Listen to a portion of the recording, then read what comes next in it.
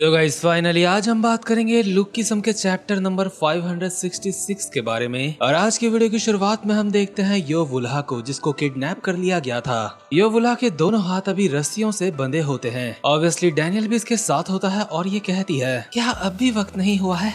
आखिर हम कब शुरू करने वाले हैं? डैनियल जो बिल्कुल इसके पीछे ही बंधा होता है कहता है, हाँ अब वक्त आ चुका है। मैं इंतजार कर रहा था सिक्योरिटी का थोड़ा सा कम होने की। तो फिर अब क्या? ऐसे में तुम क्या कर सकते हो? हम दोनों बंधे हुए हैं। ऐसी बंदिशों की मुझे आदत है, इसलिए इससे हमें कोई दिक्कत नहीं होने वाली। इन रस्सियों से छूटने से ज्यादा मुश्किल तो मेरे लिए डाइटिंग करना था। क्या डाइटिंग करना? आखिर तुम ये क्या? इतने में ही डैनियल इस्तेमाल करता है सोफिया स्टाइल सीक्रेट टेक्निक, जिसकी मदद से डैनियल अपने हाथ की रस्सी बहुत ही इजीली खोल लेता है, जो उसे सोफिया ने सिखाई थी। और सोफिया को याद करते हुए कहता है, मुझे सोफिया दीदी की याद आ रही है। डैनियल योवुल्हा की भी हाथ की रस्सी खोलता है और वो डैनियल से पूछती है, आखिर सोफिया कौन है? डैनियल जवाब देता है, वो मेरी डाइट कोच हुआ करती थी। आखिर ऐसा कौन सा डाइटिंग कोच होता है जो किसी को रस्सियों से छूटना सिखाता है? उन्होंने तो मुझे ये भी सिखाया था कि अपने चाकू कैसे घुपवाऊं जिससे मुझे दर्द ना हो। तो ठीक है, यहाँ से निकलने का मैप तुमने याद कर रखा है ना? लेकिन क्या मैप तुम्हें ये भी बता रहा है जो हमारे आगे आयरन बार्स आ गई हैं, इनसे हम आगे कैसे जाएं? एक तरीके से इन दोनों का रास्ता ब्लॉक हो चुका होता है और डैनियल तैयार हो जाता है सामने वाले लोहे के गेट को तोड़ने के लिए और कहता है, चिंता मत करो, मेरे दूसरे टीचर ने मुझे सिखाया है कि आयरन बार्स को कैसे तोड़ा जाता है। तो ठीक है, इन आयरन बार्स का काम 25 करना होगा। लेकिन योवुल्हा शांति से गेट खोल देती है और डैनियल हैरान हो जाता है, ये ऐसे खुल भी सकता था क्या? इसलिए वो योवुल्हा से हैरान होकर पूछता है, आखिर ये क्या हुआ? योवुल्हा कहती है, तुमने ही तो लॉक के साथ कुछ करा होगा जिस वजह से मैं उसको खोल पाई। नहीं, मैंने कुछ नहीं करा, मैं तो उसको तोड़ने वाला था। डैनियल हैरान होकर अपने मन में कहता है, क्या ये इतने ढीले हैं?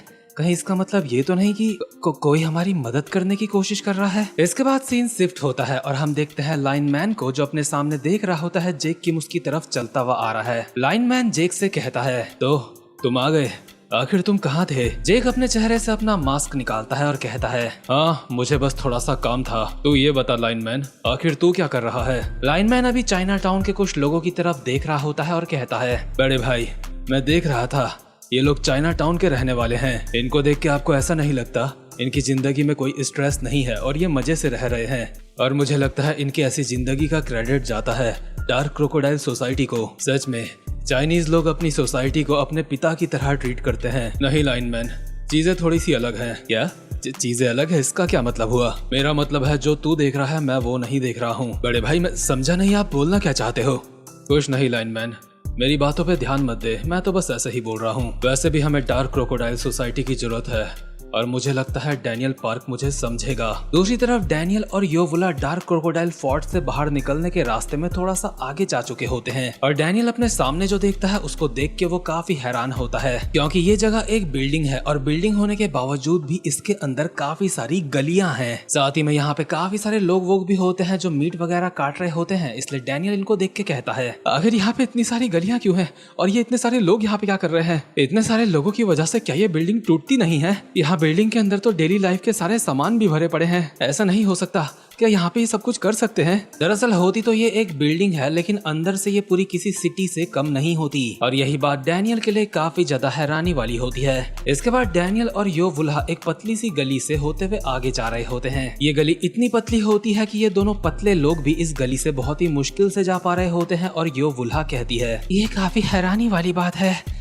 मैं भी यहाँ पहले कभी नहीं आई हूँ। अगर ऐसी बात है तो भगवान के लिए थोड़े से हैरान दिखो तो मुझे। लेकिन सच में यहाँ की ये गलियाँ बहुत ज्यादा पतली हैं। मैं अभी हैरान ही हूँ, हैरानी में मेरा चेहरा ऐसा ही रहता है। नहीं तुम झूठ बोल रही हो, ऐसा कैसे हो सकता है? वैसे तुम्हारी बात बिल्कुल सही है, ये गलियाँ बहुत ज्यादा पतली हैं। क्या तुम्हें यकीन है यही सही रास्ता है? हाँ, इस गली के आगे खुला रास्ता है। और यार योवुल्हा को क्रिएटर ने जिस तरीके से दिखाया है, इससे मुझे क्रिएटर की इंटेंशन ये लगती है कि क्रिएटर अपनी ऑडियंस को योवुल्हा के जाल में फंसाना चाहता है। और अगर ऐसी बात है तो मेरा फर्ज बनता है आपको बताने का कि आप लोगों के अंदर हमेशा सेल्फ कंट्रोल होना चाहिए, क्योंकि अगर कोई योवुल्हा का सिर्फ फिगर देख के फिसल गया तो रियल लाइफ की दिक्कतों में तो उसकी हालत खराब हो जाएंगी। वैसे मुझे ये बताने की जरूरत तो नहीं थी, लेकिन ना जाने क्यों जिस भी सीन में योवुल्हा आती है वहाँ पे कमेंट सेक्शन में लिखा होता है स्मैश। तो खैर ये दोनों गली से बाहर जब पहुंचते हैं इनको सामने कोई दिखता है और डैनियल उस बंदे को देख के हैरान हो जाता है क्योंकि वो और कोई नहीं बल्कि लेजेंडरी हब्सी दरिंदा गंगनम लैंडलॉर्ड होता है जो किसी टाइम पे हान्युल यानी कि जोई के कुछ कपड़े चुरा के उनसे मजे लेने की कोशिश किया करता था और इस चक्कर में इस हरामजादे ने अपने बीमार बाप के ऊपर भी ध्यान नहीं दिया था।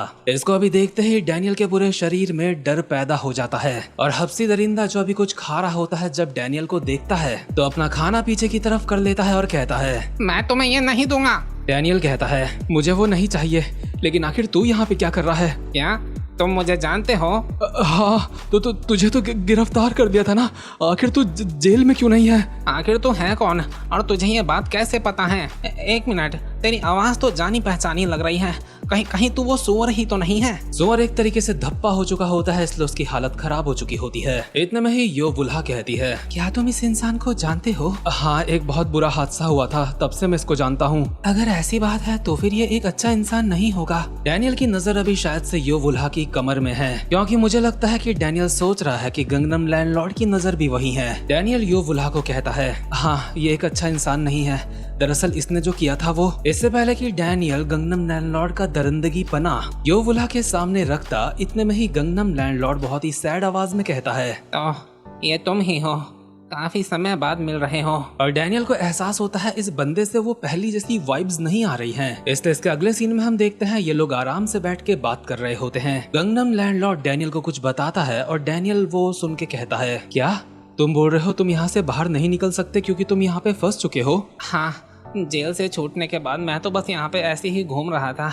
और मैं यहाँ पे अपना रास्ता भटक गया। मुझे नहीं पता इस भूल भुलैया से कैसे बाहर निकलना है, इसलिए मैं तब से यहीं पे फंसा हुआ हूँ। तुम लोग भी यहाँ पे कैद थे और यहाँ से अब भागने की सोच रहे हो, है ना? प्लीज मैं तुम्हारे हाथ जोड़ता हूँ, मेरी एक मदद कर दो, मुझे यहाँ से निकलने में तुम्हारी मदद करनी है। और योवुल्हा भी बगल में जोकरों की तरह कुछ सामान पकड़ के बैठी होती है ताकि वो गिर ना जाए। और गंगनम लैंडलॉर्ड अब भी दांत फाड़ते हुए बोल रहा होता है मैंने जेल में रह के काफी सारी चीजें सीखी हैं, इसलिए मैं यहाँ से बाहर निकल के अपनी गलतियों को सुधारना चाहता हूँ। चाहे कुछ भी हो जाए मुझे इस जगह से बाहर निकलना ही होगा। और भला ऐसा क्यों? गंगनम लैंडलॉर्ड की आंखों से आंसू टपकने लगते हैं और कहता है मेरे फादर, मैं उनके साथ कभी भी ठीक से नहीं रहा, मेरी वजह से उन्हें सिर्फ दुख ही मिले हैं। मैं भले ही एक अच्छा बेटा नहीं बन पाया, लेकिन मैं उनके साथ रह के उनकी मदद करना चाहता हूँ। इसकी बातें सुन के योवुल्हा को अपने फादर की याद आने लगती है, इसलिए वो डैनियल से पूछती है अब हमें क्या करना चाहिए? डैनियल कहता है ठीक है, हम सब साथ में चलते हैं, ये हमारी मदद कर सकता है क्योंकि ये यहाँ पे काफी समय से रह रहा है। वैसे भी मेरी भी एक माँ है, इसलिए मैं इसके जज्बात समझ सकता हूँ। ठीक है,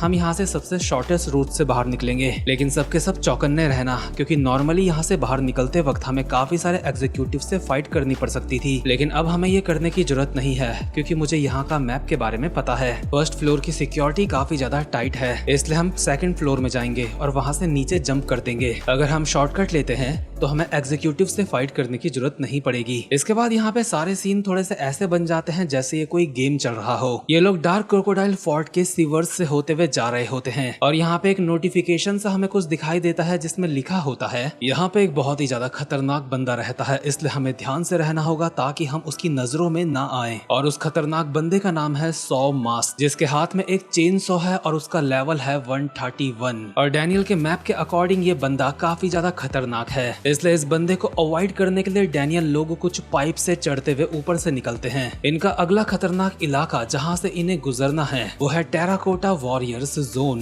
और जो भी इन हेडलेस टेराकोटा वॉरियर्स के नजरों में चढ़ता है ऑब्वियसली ये लकड़ी के पुतले उनका कुत्ता बना देंगे, इसलिए डैनियल लोगों को यहाँ से अपनी सांस रोक के निकलना है ताकि वो उनके ऊपर हमला ना करें। इसके अगले पड़ाव में आती है डार्क क्रोकोडाइल फोर्ट की एक सीक्रेट शॉप और इस शॉप वाले का कहना है इसके पास सब कुछ है, बस उसको छोड़ के जो इसके पास नहीं है। ये सब कुछ अभी बिल्कुल किसी गेम जैसा लग रहा होता है, इसलिए योवुल्हा कहती है ऐसा नहीं लगता जैसे हम अपने जॉनरा से अलग आ चुके हैं। इसके बाद आता है डार्क क्रोकोडाइल फोर्ट का हॉस्पिटल, जहाँ पे कहा जाता है एक बिना लाइसेंस वाला डॉक्टर इस जगह को चला रहा है, इसलिए इस जगह पे भी डैनियल लोगों को बहुत ज्यादा सतर्क रहने की जरूरत है क्योंकि वो डॉक्टर ना जाने कैसा हो। और अगर डैनियल लोग इस जगह को पार कर लेते हैं तो वो यहाँ से बाहर आसानी से निकल सकते हैं, लेकिन इस जगह से बाहर निकलने के लिए उन्हें यहाँ के बंदे से से सामना करना पड़ेगा, यानी कि जो यहाँ पे डॉक्टर रहता है उसके साथ सामना होके रहेगा। इसके बाद सीन शिफ्ट होता है और हम देखते हैं उस डॉक्टर को जो इस जगह का गार्ड है, और ये हरामखोर ना जाने अभी किसी का हाथ काट रहा होता है, और इसका नाम होता है डॉक्टर जो,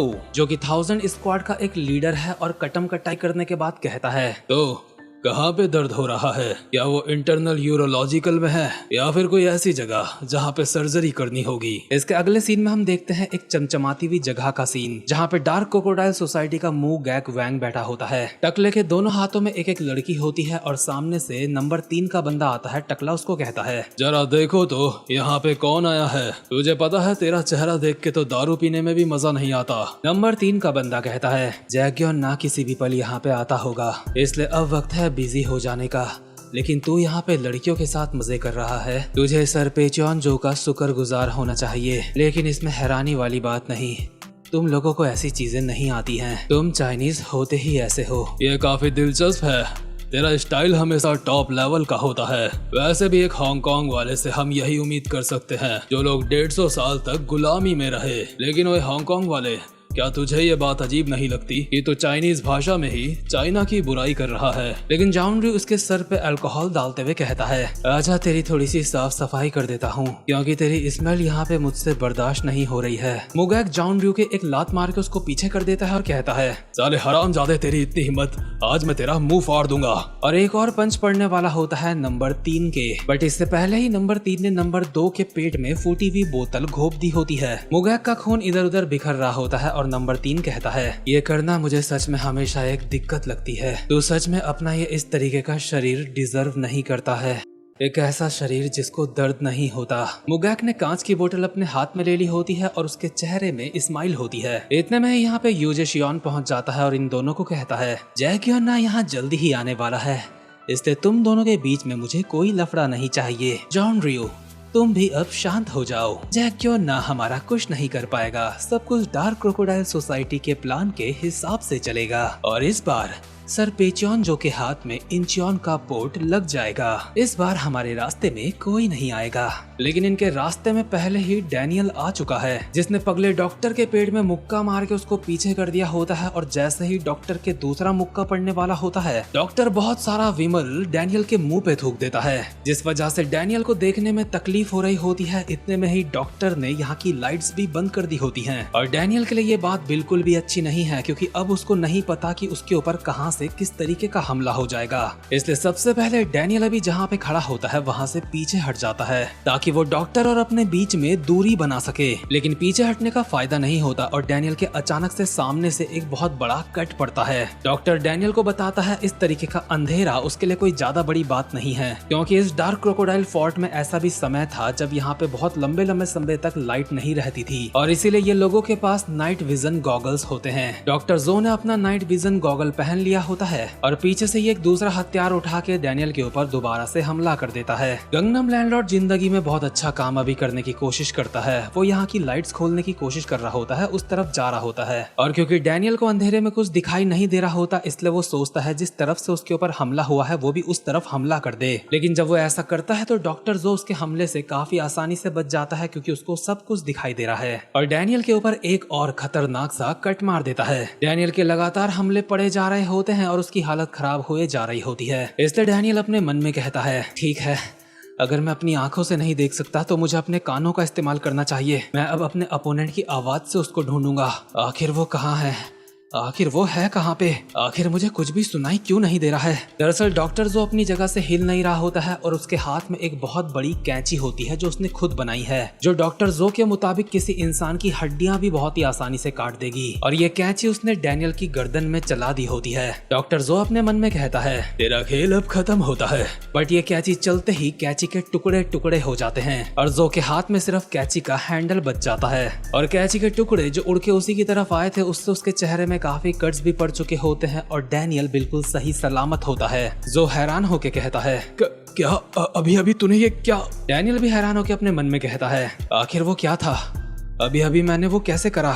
एक मिनट, क्या ये वही है? इसके बाद उसे याद आता है जब जैक्योन ना उसको उसके यूनिक पाथ के बारे में समझा रहा होता है कि तू उसको कैसे इस्तेमाल कर सकता है। और साथ ही में वो भी याद आता है जब गन पार्क ने उसे जेल में कहा था, डैनियल पार्क, अगर तू उसे कभी भी महसूस करे तो याद रखियो कि वो वही है, वो पल भर की फीलिंग, वही तेरा अपना यूनिक पाथ है। और ये बातें याद करके डैनियल की आंखें प्रेजेंट मोमेंट में चमक जाती हैं और डैनियल का ये वाला सीन देख के मुझे ब्लू लॉक एनिमे की याद आ रही है। तो खैर गाइस, उम्मीद करता हूँ कि आपको आज की वीडियो भी अच्छी लगी हो, और जो कोई भी चैनल पे पहली बार आया है चैनल को सब्सक्राइब और वीडियो को लाइक जरूर से कर लेना, क्योंकि आपको इस तरीके की एक्सप्लेनेशन और कहीं नहीं मिलेगी। अब मैं मिलता हूँ आपको अपनी नेक्स्ट वीडियो में, तब तक के लिए गुड बाय।